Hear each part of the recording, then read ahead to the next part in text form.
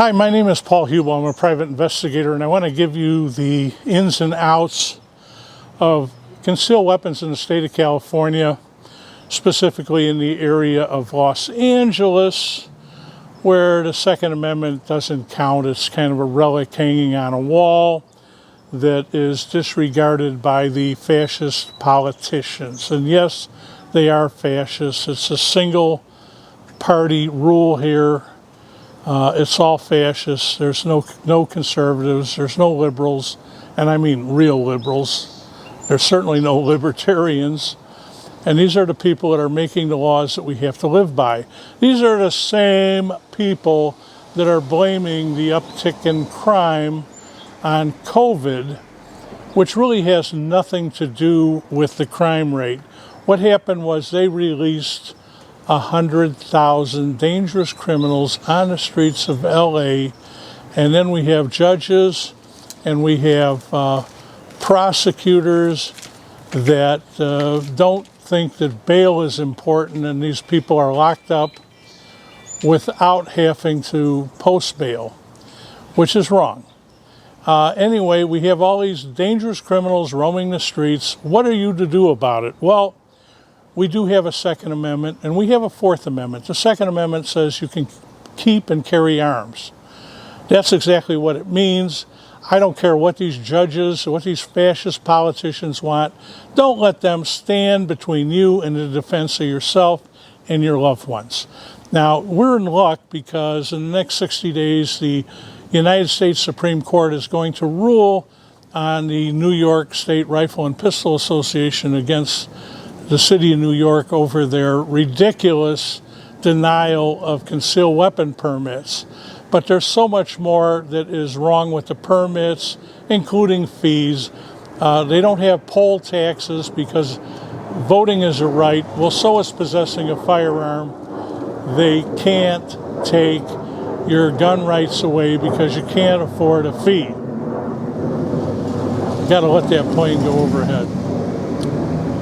Anyway, so now we know we're going to have at least 5-4. We could have 6-3, but that Bush appointee, Roberts, Mr. Wishy-Washy, he's really a liberal, so I don't think he can be counted on to do anything. But we will get a 5-4 decision, which is going to upset greatly the politicians in the state of California. Isn't that too bad? But they're going to have to deal with it, aren't they? Now, with respect to getting a concealed weapon permit now, it begins with a 21-page, very invasive questionnaire application where they ask you things that are none of their business. You know, if you're registering to vote, what do they need? They need your name, they need your address, that's it. And what's your party preference? Here they want to know everything about you, and again, they don't have a right to know most of that stuff. Anyway, if you don't fill out the application, you don't get consideration. Now, if your application is for normal self-defense, your application is going to hit the round file. It is not going to get any attention at all. If you do get any attention, count on cops to show up and interrogate your neighbors. They'll first inform them that you've applied for a concealed weapon permit, and then they're going to ask them if there's any reason you shouldn't get it. Now, why should your neighbors be involved at all? And tell me that's not outrageous and is a serious invasion of your personal privacy. But that's exactly what they do. So what I'm going to tell you to do is very simple. You need to carry a gun, carry a gun. Carry a suitable gun. Don't carry one of these little mouse guns that are going to aggravate people. Carry a gun that will work, and of course I hope you have training before you make that decision. Now, you also have the Fourth Amendment against unreasonable search and seizure. When's the last time you were grabbed by cops and searched and turned upside down? And the answer is, if you're a good law-abiding citizen, the answer is probably never. So if they do search you and they don't have probable cause or a warrant, whatever they find cannot be used as evidence against you in a court of law, period. So you have the Fourth Amendment protecting you, plus it's not nice to search people without a legitimate reason. So as long as you're behaving yourself. Now, one of the more important things is how to deal with the police when they make the stop. You can be nervous, you can be angry, you can be all kinds of things that won't help you. When you're meeting a police officer for the first time, he's like any other person. Greet him with a smile. Greet him with a nice smile. How are you today, officer? And if it's for a traffic stop, you might say, well, gee, I hope it's not, I didn't do anything so serious as to get your attention. Anyway, you give him your information.